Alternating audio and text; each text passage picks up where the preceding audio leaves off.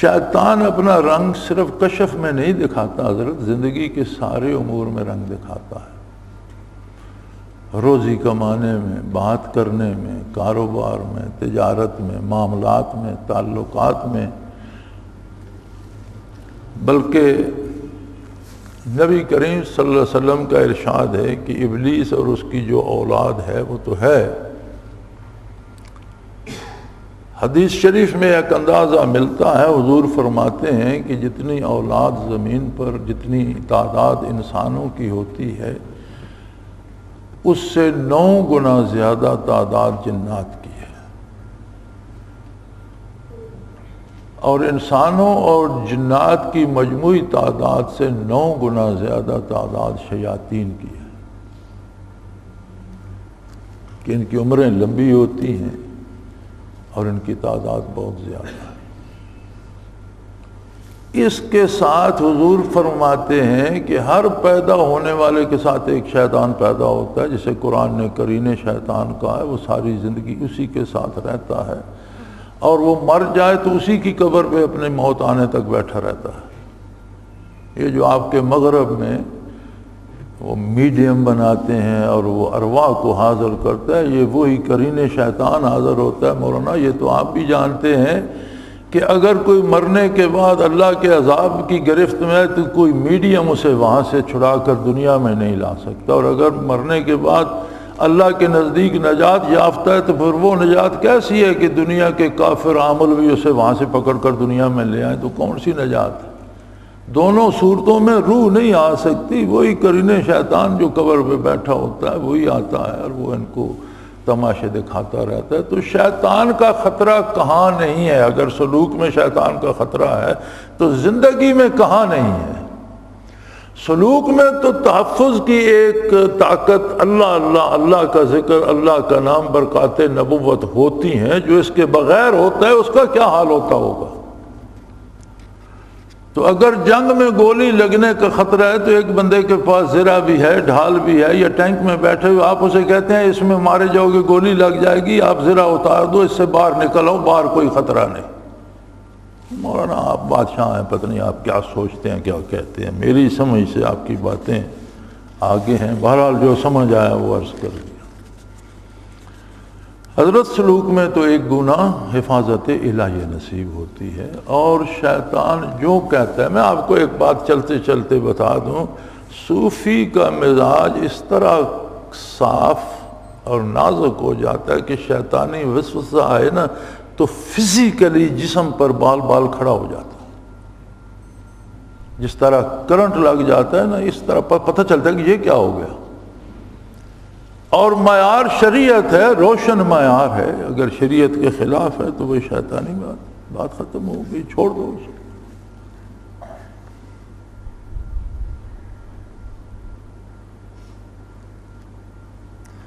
اگرچہ انسانیت کی فضیلت سے انکار نہیں کیا جا سکتا، لیکن اس کا حاصل ہونا، روحانی ترقی کا حاصل ہونا شرط نہیں، کیونکہ وہ ایسی نسبت خطرات سے بھری ہوتی ہے۔ کئی لوگوں کو غلطیاں لگی ہیں، اس میں انسان کی امیجنیشن اپنا کمال دکھاتی رہتی ہیں، وضاحت فرمائی۔ جتنا کچھ حضرت آپ فرماتے ہیں، اب اس کی مزید وضاحت کیا ہوگی؟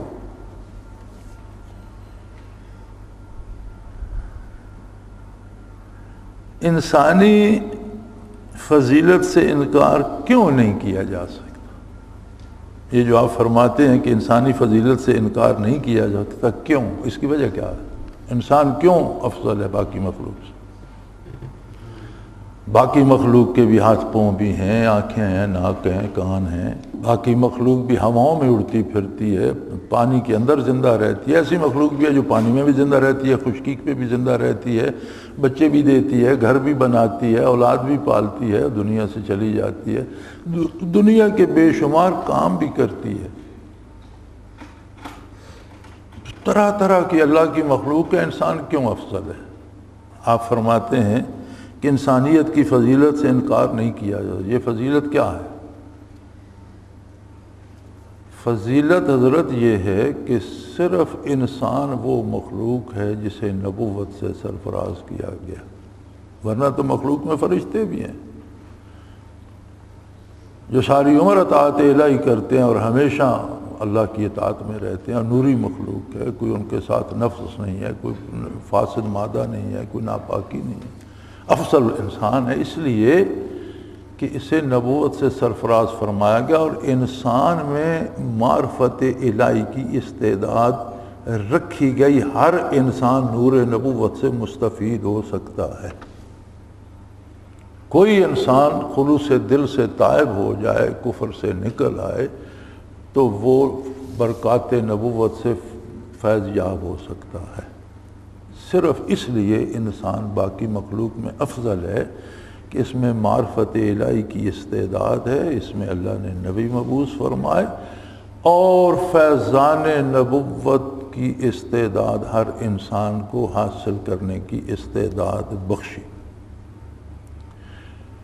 نبی اللہ کا جو ہوتا ہے وہ علم تقسیم تو ظاہراً فرماتا ہے، لیکن حاصل کیسے کرتا ہے؟ اللہ کا نبی علم کیسے حاصل کرتا ہے؟ کسی ظاہری مدرسے میں پڑھتا ہے، کسی استاد کے پاس جاتا ہے، کہیں سیکھنے جاتا ہے؟ ہرگز نہیں۔ نبی کے دو پہلو ہوتے ہیں، نبی علم باطنی طریقے سے حاصل کرتا ہے، وحی سے ہو، اللہ تعالیٰ کے القاء سے ہو، علم لدن کس طرح اللہ دیتا ہے، باطنی طریقے سے حاصل کرتا ہے۔ ظاہراً کسی کا شاگرد کوئی نبی نہیں ہوتا، تقسیم ظاہری طریقے سے بھی کرتا ہے اور باطنی طریقے سے بھی، برکات بھی تقسیم ہوتی ہیں، ظاہری الفاظ و حروف بھی تقسیم ہوتے ہیں۔ باطنی تقسیم کا یہ عالم ہے کہ ایک نگاہ نبی کی جسے نصیب ہوتی ہے وہ شرف صحابیت پہ فائز ہو جاتا ہے، سارے سلوک کے منازل دھرے کے دھرے رہ جاتے ہیں۔ دنیا کے ساری ولی اللہ اکٹھے کر دو، ادنا سے ادنا صحابی، آخری صحابی کی جوتیوں کی خاک کے برابر نہیں پہنچتے۔ یہ مرتبہ اسے کہاں سے مل گیا بھائی؟ صحابہ تو وہ بھی ہیں مکہ مکرمہ میں جو فوت ہو گئے اور ابھی نماز فرض نہیں ہوئی تھی، پڑھنا تو دور کی بات، فرض ہی نہیں ہوئی تھی۔ ایسے صحابہ بھی ہیں جو ظلماً شہید کر دیے گئے اور سارا دین تھا لا الہ الا اللہ محمد رسول اللہ کہہ دینا، نہ کوئی پاکی پلیدی کا حکم تھا، نہ کوئی حلال حرام کا حکم تھا، نہ کوئی شریعت نازل ہوئی تھی، سارا دین یہ دو جملے تھا۔ لیکن اس حال میں بھی جو واصل باللہ ہوئے وہ صحابی تھے۔ کس وظیفے سے صحابی ہو گئے، کس محنت سے صحابی ہو گئے؟ وہ فیضان نبوت جو نگاہ نبوت سے قلبی طور پر، باطنی طور پر انہیں نصیب ہوا، وہ انہیں صحابی کر کے۔ تابعین کیسے تابعی بنے؟ صحبت صحابہ سے۔ جو صحبت میں نہیں پہنچا، صحبت عالی میں نہیں پہنچا، صحابی نہیں بن سکا۔ صحبت صحابہ میں تابعی نہیں بن، صحبت تابعین میں نہیں پہنچا، تبع تابعی نہیں بن سکا۔ صحبت میں تو علم تو آپ لکھ کر بھیج دیں، آپ نے سوال لکھ کر بھیج دیے، میں نے پڑھ لیے، میں نے جواب بھی دے دیا، اس میں آپ کو ملنے کی ضرورت کیوں تھی؟ کچھ ملنے میں بھی کوئی انعکاسی چیز بھی ہوتی ہے جو قلوب سے قلوب کو سفر کرتی ہے، اسی کو روحانی کمال کہتے ہیں۔ حضرت آپ کہتے ہیں یہ شرط نہیں ہے تو آپ کی مرضی، لیکن جو صحبت عالی سے مستفید نہیں ہے وہ صحابی نہیں بن سکتا۔ اگر شرط نہ ہوتی تو جو دور بیٹھے تھے علوم نبوت ان تک پہنچے اور بڑے خلوص سے انہوں نے جانیں لڑا دی، صحابی تو نہیں بن سکے۔ شرط نہ ہوتی تو صحابی بن جاتے، شرط نہ ہوتی تو تابعی بن جاتے جو صحابہ کے پاس نہیں پہنچے۔ میاں یہ فیضان باطنی حاصل کرنا ترقی درجات کی شرط اول ہے۔ ویسی نسبت خطرات سے بھری ہوتی ہے۔ آپ بڑے بادشاہ ہیں، کوئی بھی نسبت ہو، ویسی ہو یا دوسری جتنی نسبتیں سلاسل ولایت کی ہیں، یہ ساری فیضان نبوت کے مختلف انداز، مختلف رنگ ہیں۔ میاں چھوٹا سا ہیرا ہوتا ہے، اس میں بے شمار پہلو بنا دیتے ہیں تراش کر، ہر پہلو سے ایک الگ روشنی پھوٹتی ہے۔ اور ساری روشنیاں اس میں جمع ہوتی ہیں. اسے آپ سامنے روشنی پہ رکھ کر دیکھیں، ایک پہلو کو دیکھیں سبز روشنی، دوسری طرف سرخ آ رہی ہے، ادھر پیلی آ رہی ہے، ادھر کوئی اور قسم کی آ رہی ہے. کیوں؟ اور محمد الرسول اللہ صلی اللہ علیہ وسلم کی ذات تو وہ عجیب و غریب ذات ہے کہ ہر گناہگار مسلمان بھی کسی نہ کسی درجے میں حضور سے محبت کرتا. اور ایک محبوب کے دو محبت کرنے والے آپس میں رقیب کہلاتے ہیں، جانی دشمن بن جاتے ہیں. یہ عجیب محبوب ہے کہ اربوں لوگ محبت کرتے ہیں اس ایک محبوب سے، اور وہاں سے جو محبت نصیب ہوتی ہے اس کے تو فعل آپس میں ایک دوسرے سے بھی محبت کرنے لگ جاتے ہیں.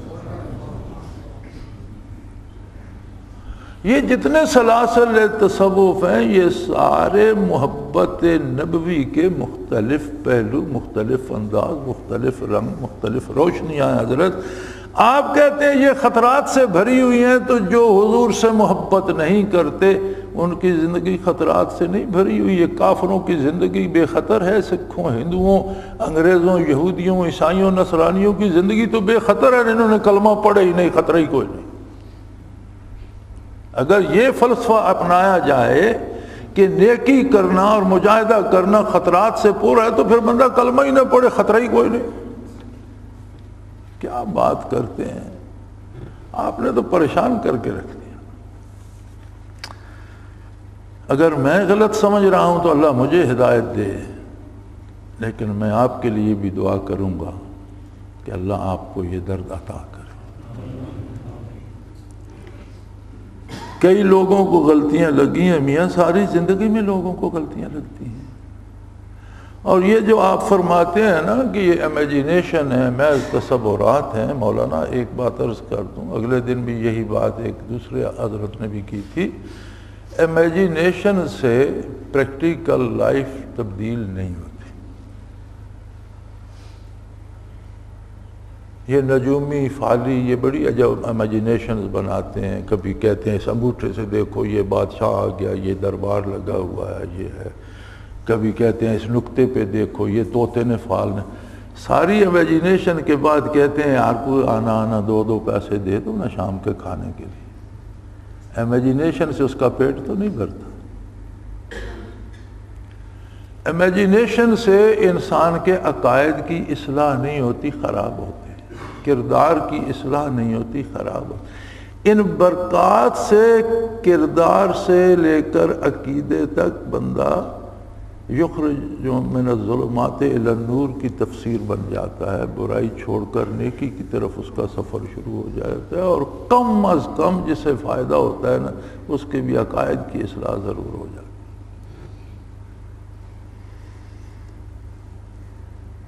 ہے. میرے خیال میں اتنا کافی ہے. ہماری کوئی حضرت سے بحث تو نہیں ہے، ہمیں تو وضاحت کرنی ہے، اور وہ فرماتے بھی ہیں وضاحت فرما دیجئے، چلو ٹھیک ہے.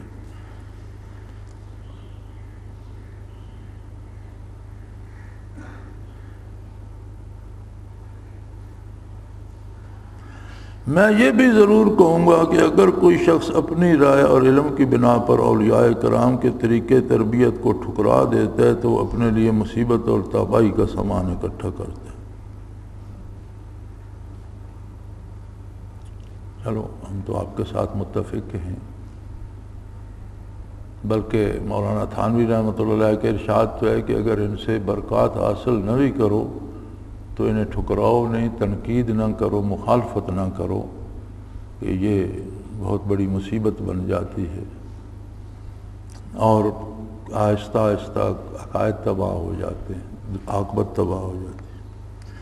اب یہ فرمانے کے بعد آپ فرماتے ہیں لیکن ہماری رہنمائی اور کامیابی کے لیے قرآن و سنت کافی ہے. یعنی آپ نے سب کو ٹھکرا دیا. مولانا شاید غصے میں لکھتے رہے ہیں اور سمجھے نہیں کہ پہلا جملہ کیا لکھا ہے، دوسرا کیا لکھا ہے. پہلے جملے میں فرماتے ہیں میں یہ ضرور کہوں گا کہ کوئی شخص اپنی رائے اور علم کی بنا پر اولیاء کرام کے طریقے تربیت کو ٹھکرا دیتا ہے تو اپنے لیے مصیبت اور تباہی کا سامان اکٹھا کرتا ہے. ٹھیک ہے، ہم آپ سے متفق ہیں. ہر گلے را رنگ و بوئے دیگر است، پھول سارے ہی پھول ہوتے ہیں، ان کی خوشبو، ان کا رنگ، تاثیر اپنی ہوتی ہے۔ سلاسل اولیاء اللہ سارے گلستان محمدی کے پھول ہیں، اور سب کا مقصد بارگاہ نبوت سے برکات حاصل کرنا اور سالک کو وصال نبوی تک لے جانا ہوتا ہے۔ منزل ایک ہی ہے، وہ پشتوں میں کہتے ہیں منزل خٹول یو دے لارے جدا جدا، ہر ایک کی منزل ایک ہی ہے، راستے ادھر سے آ رہا ہے کوئی ادھر سے آ رہا ہے، اور ان راستوں پہ بھی شریعت کی پابندی ہے، کوئی غیر شرعی راستہ اس منزل کو نہیں جاتا۔ اب آپ نے یہ فرمایا، ہم بھی اس سے متفق ہیں، لیکن دوسرے جملے میں آپ فرماتے ہیں لیکن ہماری رہنمائی کے لیے قرآن و سنت کافی ہے، یعنی آپ نے سارے ٹھکرا دیے اول سے یا تک، ان سب کی کوئی ضرورت نہیں ہے۔ میاں قرآن و سنت ہی کی رہنمائی کے لیے تو یہ طریقے ہیں، حضرت سمجھتے کیوں نہیں آپ؟ قرآن و سنت کے الفاظ لے لینا اور وہ شے نہ لینا جو ان کے اندر محفوظ خزانہ ہے، وہ ہیں برکات نبوت۔ قرآن و سنت کوئی فلسفہ نہیں ہے، قرآن و سنت کوئی صرف تھیوری نہیں ہے کہ آپ نے الفاظ یاد کر لیے تو مقصد پورا ہو گیا۔ ہر لفظ کے اندر اس کی اپنی برکات ہیں، انوارات ہیں، کیفیات ہیں۔ قرآن کا ہر لفظ بھی کیفیات سے پر ہے، اور سنت کا ہر لفظ بھی کیفیات سے پر ہے۔ اللہ وہ الفاظ بھی نصیب کرے اور وہ کیفیات بھی نصیب کرے۔ یہ جن کو آپ کہہ رہے ہیں کہ ہمیں الفاظ کافی ہیں، ان سب کی ضرورت نہیں، یہ سارے وہ لوگ ہیں جو ان الفاظ کی کیفیات آپ کے دلوں میں انڈیلتے ہیں۔ تو آپ ایک ہی جملے میں آپ فرماتے ہیں کہ جو ان کو ٹھکرا دیتا ہے وہ مصیبت کھڑی کر، دوسرے جملے میں آپ فرماتے ہیں ان سب کی کوئی ضرورت ہی نہیں ہے، آپ بادشاہ ہیں یار، میری سمجھ میں تو یہ بات نہیں آ رہی۔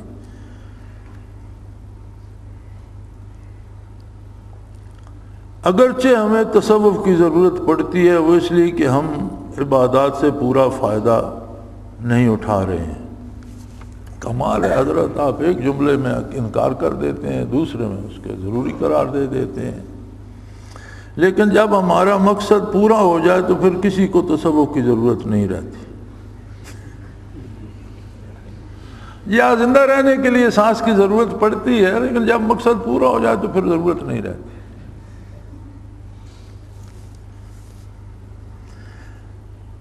چونکہ تصوف اونچے منازل جن لوگوں نے حاصل کرنے کی کوشش کی، ان کے مشاہدات نے انہیں کفر تک پہنچا دیا۔ یہ سارے آپ کے ساتھ یورپین، امریکن، یہ سارے تصوف حاصل کرتے کرتے کافر ہو گئے۔ سکھ صوفیوں نے بنا دیے، ہندو صوفیوں نے بنائے۔ یار کیا مولانا آپ ٹلے مار رہے ہیں۔ میاں یہ معاملات بڑے نازک ہوتے ہیں، اور یہ کیفیات قلبی ہوتی ہیں، اور بڑے بڑے اونچے منازل والے لوگوں سے بھی کبھی جب کوتاہی ہو جاتی ہے تو اللہ کسی کو رد کر دے تو اسے کوئی بچا نہیں سکتا۔ میں آپ کو بتاؤں کہ بزنس کی دنیا میں، کاروبار کی دنیا میں بڑے لوگ اجڑ گئے، کروڑ پتی تھے، فقیر ہو گئے، لوگوں نے کاروبار چھوڑ دیا کہ بھائی اس میں تو اجڑ جاتے ہیں لوگ۔ لاکھوں میں سے کوئی اجڑتا ہے، یہ کروڑوں میں سے کوئی اجڑتا ہے۔ میاں کروڑوں کما کر تو وہ فقیر سے شہنشاہ بن جاتے ہیں۔ سیاست میں کتنے لوگ آئے، عمریں جیلوں میں گزار کر چلے گئے، نہ وزیر بنے، نہ منسٹر بنے، نہ کچھ ہوا، قیدیں کاٹ کاٹ کر، مارے کھا کر کے چلے گئے۔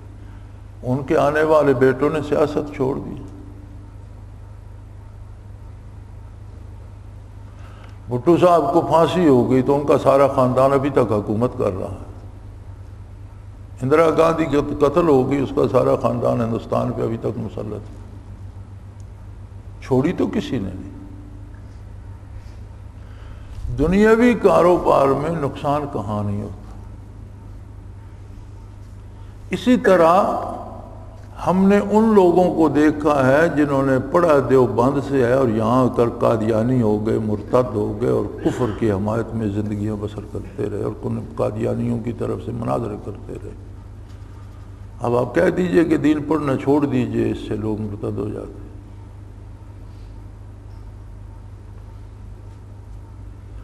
کتنے لوگ دینی علم حاصل کرنے کے بعد گمراہ ہو گئے، عملیات میں پڑ گئے، عقائد خراب ہو گئے، لوگوں کو بھی گمراہ کر دیا۔ کتنے گمراہ فرقے بنے، کون سا فرقہ جاہلوں نے بنایا ہے؟ جتنے گمراہ فرقے بنے ہیں مولانا، کوئی جاہلوں نے بنایا ہے فرقہ؟ یہ عبداللہ چکرالوی جاہل تھا؟ پائے کے عالم تھے اور پائے کے عالم تھے، لوگ ان کی بات سنتے تھے، گمراہ ہوئے تو لوگوں کو بھی گمراہ کر دیا۔ تو اب اس کا یہ مطلب لیا جائے کہ دین کا علم پڑھنا چھوڑ دو؟ علم سے لوگ گمراہ نہیں ہوتے، اپنے کردار سے ہوتے ہیں۔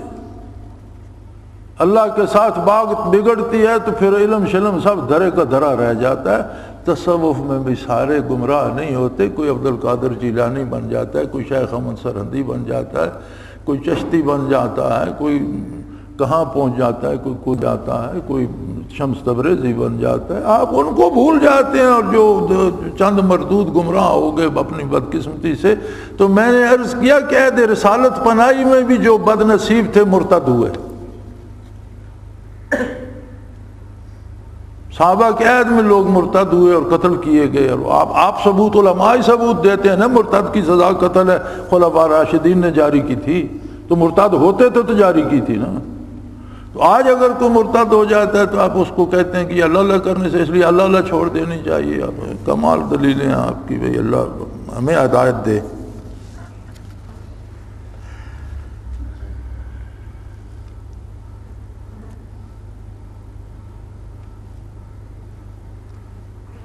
یہ تصوف اور اونچے منازل آپ بار بار لکھتے ہیں، تصوف میں اونچے منازل انسان میں زیادہ تذلل اور انکساری پیدا کرتے ہیں۔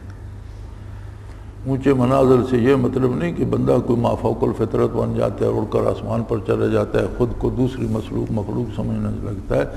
جن کو زیادہ منازل اور مراقبات نصیب ہوتے ہیں ان میں زیادہ تذلل، انکساری اور زیادہ عاجزی آ جاتی ہے حضرت۔ اس کو آپ ظاہری الفاظ پہ لے کر جھگڑا کیے جا رہے ہیں۔ بہرحال آپ کے سوال تمام ہوئے، اللہ مجھے توفیق دے، اگر میں آپ کے تسلی بخش جواب دے سکوں تو یہ اللہ کا احسان ہے، اگر کوئی کمی رہ گئی ہے تو یہ میری کمزوری ہے، معاف فرمائیے گا۔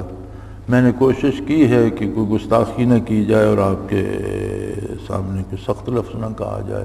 اگر کوئی لفظ آپ کو پسند نہ آیا ہو تو اس کے لیے اللہ بھی معاف فرمائے، آپ بھی معاف فرما دیں۔ تو ہر ایک کا انجام بھی اللہ کریم کے دست قدرت میں ہے، اور ہر ایک کی مہار بھی اس کے اپنے ہاتھ میں ہے۔ اللہ ہم سب کو نیکی پہ جمع رکھے، توفیق عمل عطا کرے۔ وآخر دعوانا الحمدللہ رب العالمین۔ اللہ اللہ اللہ اللہ اللہ اللہ اللہ اللہ۔ حضرت امیر محمد اکرم آوان مد ذلہ العالی دارالعرفان منارہ ضلع چکوال میں سالہ سال سے قرآن و حدیث کے اوپر خطابات کر رہے ہیں، اور سلسلہ نقشبندیہ اویسیہ کے مطابق لوگوں کو ذکر الہی کی تربیت دے رہے ہیں۔ وہ قرآن پاک کی تفسیر ترتیب وار بیان کر رہے ہیں۔ تفسیر قرآن کو وہ موجودہ ملکی اور بین الاقوامی حالات کے مطابق بیان کرتے ہیں۔ موٹر وے سے کلر کہار کے انٹرچینج سے نکلتے ہوئے، کلر کہار کی جھیل سے ہوتے ہوئے، میانی، بوچھال اور نورپور سے گزرتے ہوئے دارالعرفان منارہ پہنچ سکتے ہیں۔ حضرت امیر محمد اکرم آوان نے بچیوں اور بچوں کی دینی اور دنیاوی تعلیم کے لیے سقارہ اکیڈمی کے نام سے ایک درسگاہ بھی قائم کی ہے، جس کا افتتاح ملک پاکستان کے صدر جنرل محمد ضیاء الحق نے اپنے دست مبارک سے کیا تھا۔ وہ تمام احباب جو اسلام کی طلب رکھتے ہیں ان سے گزارش ہے کہ دارالعرفان منارہ ضلع چکوال میں امیر محمد اکرم آبان صاحب کے خطابات سے مستفید ہوں۔ وہ ہر جمعے کو نماز سے پہلے بیان فرماتے ہیں۔ ہر ماہ کی پہلی اتوار کو ماہانہ اجتماع ہوتا ہے جس میں آپ خصوصی خطاب فرماتے ہیں اور پاکستان کے چاروں صوبوں سے احباب اس اجتماع میں شرکت کرتے ہیں۔ اس کے علاوہ یہاں سال میں 2 مرکزی اجتماعات بھی ہوتے ہیں، ایک رمضان المبارک میں اعتکاف کا اجتماع اور دوسرا جولائی اور اگست میں 40 دن کا اجتماع ہوتا ہے جس میں روحانی تربیت کی جاتی ہے۔ اپنا خون سیماب دے کر اتنا ہم کر جائیں گے، نام آقا کا چمن میں پھر رقم کر جائیں گے۔